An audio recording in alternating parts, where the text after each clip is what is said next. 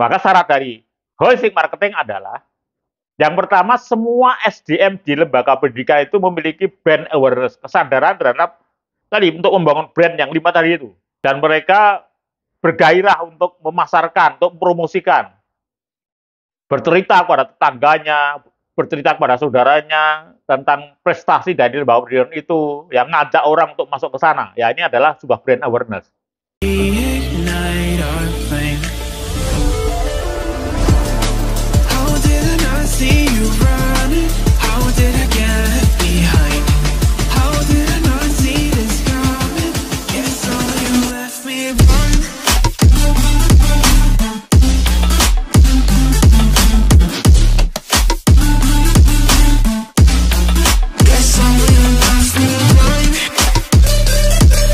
Assalamualaikum warahmatullahi wabarakatuh. Hai guys, ketemu lagi dengan saya, trainer Abid Faisal. Jika Anda ingin tahu kurikulum PT saya, atau ingin mendownload buku-buku bestseller dari Gramedia, silahkan cari di bio saya di bawah ini. Di sana sudah tersedia semua link-linknya. Kali ini kita akan bahas satu topik, sekolah dan kampus branded, how comes? Sekali lagi, sekolah dan kampus branded, how come? Jadi pemahaman selama ini, sekolah atau kampus branded ini identik dengan biaya yang mahal, sophisticated. Dan ini sebenarnya adalah sebuah salah kaprah. Kenapa begitu? Karena setiap brand itu memiliki segmen masing-masing, segmen sendiri-sendiri. Dan justru sekolah atau kampus yang tidak mahal, itu justru segmennya lebih luas. Masalahnya adalah kampus atau sekolah itu mereka tahu tidak apa itu brand values, bagaimana membangun brand values dan seterusnya. Jadi masalah di situ. Maka dalam video ini saya akan sajikan sebuah pembelajaran bagaimana membangun sebuah brand values dan juga mengembangkan strategi marketing holistik ya untuk lembaga pendidikan. Oke, mari kita mulai. Nah, ini ada beberapa unsur. Yang pertama adalah brand values. Yang pertama ini kualitas. Ketika pertama kali sekolah didirikan di suatu negara begitu, itu pasti mereka akan misalnya di Indonesia akan didirikan pasti SMP 1, kemudian SMA 1, SMK 1 dan seterusnya. Dan orang-orang yang sudah masuk usia sekolah, dia akan masuk ke situ, ya mulai dari anak-anak para pejabat, mulai dari anak pengusaha, atau orang-orang yang bisa mampu membayar, mereka masuk ke sekolah negeri itu. Karena satu-satunya sekolah negeri pada saat itu hanya itu. Ketika sudah berkembang, penduduk berkembang, maka dibutuhkan lagi sekolah yang lebih banyak lagi. Misalnya SMP harus tambah lagi menjadi SMP 2. SMA menjadi SMA 2, SMK 2, dan seterusnya. Nah, ketika SMP 2 mulai dibuka, SMA 2, SMK 2 mulai dibuka, ini pasti siswa-siswa yang tadi yang lulusan SD ini pasti yang mereka merasa pinter gitu, atau mereka anaknya orang mampu, mereka akan minta dimasukkan di SMP 1, nggak mau mereka masuk ke SMP 2. Begitu juga anak-anak yang dulu di SMP 1, ketika mereka lulus, mereka tentu pengen masuknya ke SMA 1, tidak mau mereka masuk ke SMA 2 karena baru didirikan. Nah, sekarang pertanyaannya, kenapa sekarang banyak SMP 2, SMA 2, bahkan SMA 3, ini yang mutunya kualitasnya jauh di atas SMP 1 maupun SMA 1, pertanyaannya itu. Padahal di SMP 1, di SMA 1 itu kan dulu banyak anak-anak pinter yang di situ, ya, banyak orang-orang kaya di situ. Tapi kenapa SMP 2 atau SMA 3 itu mutunya lebih baik dari SMP 1?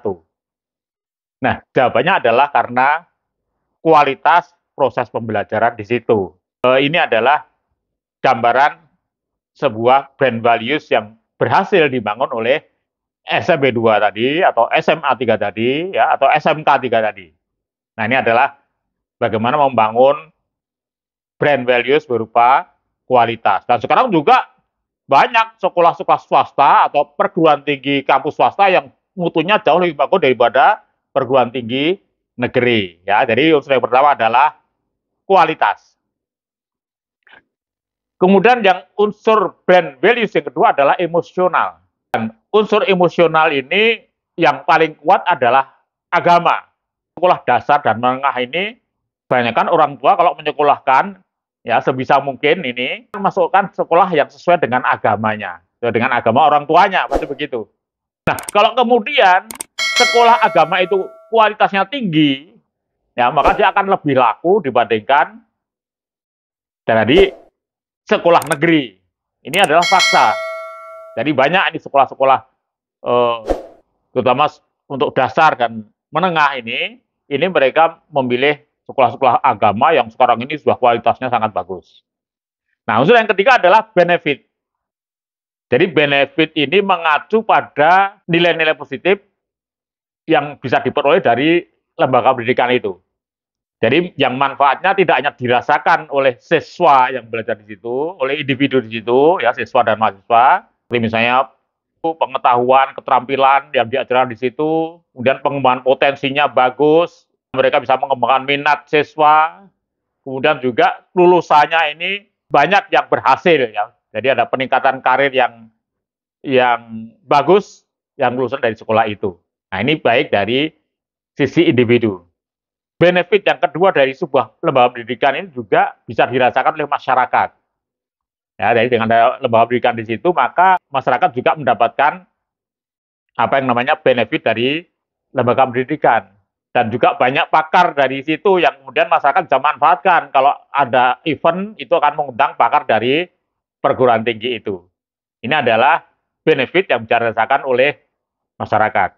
Kemudian unsur brand values di lembaga pendidikan yang keempat adalah expertise.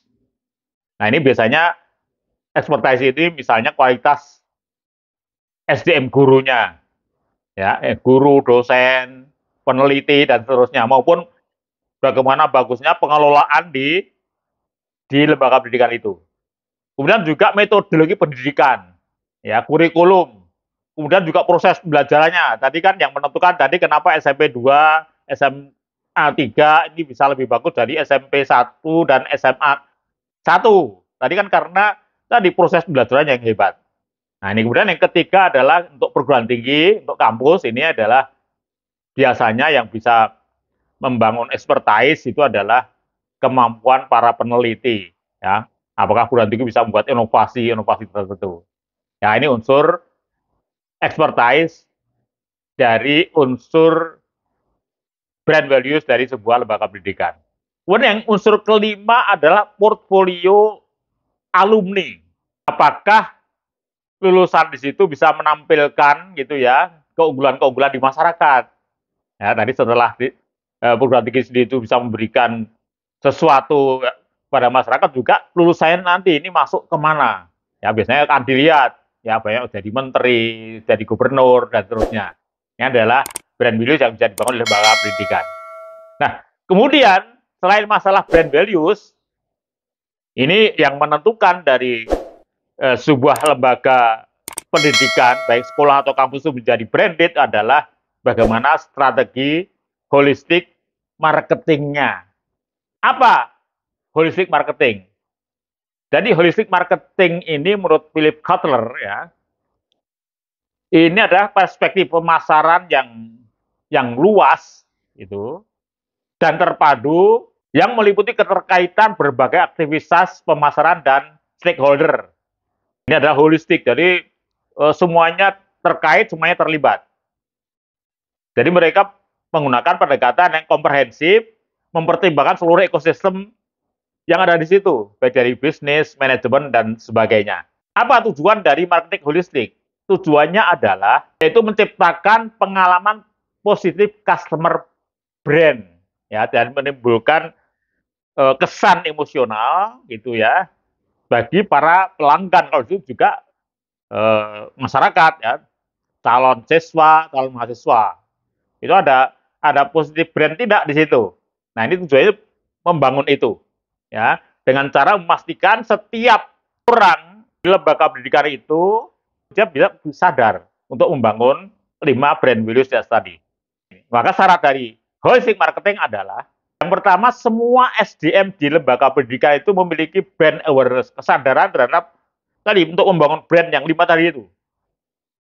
Jadi mereka sadar betul, bergairah untuk memasarkan, untuk mempromosikan, bercerita kepada tetangganya, bercerita kepada saudaranya tentang prestasi dari lembaga pendidikan itu, yang ngajak orang untuk masuk ke sana. Ya, ini adalah sebuah brand awareness.